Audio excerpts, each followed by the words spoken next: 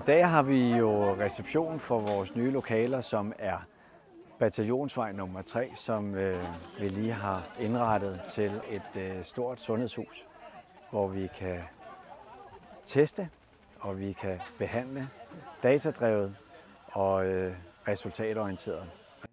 Er vi klar til at indvie Næstved Ny Rygcenters nye lokaler? Og hold nu op, en rejse du har været på. Sådan der! Jeg vil jo gerne give vores besøgende en oplevelse af, at det her det er noget nyt. Det her det er fremtidens sundhed, hvor man faktisk kan blive meget mere resultatorienteret i sin undersøgelse og behandling, og at vi åbner dørene for noget helt spritnyt, som er fremtidens sundhed. Ny teknologi, nye redskaber, nyt koncept og nyt setup.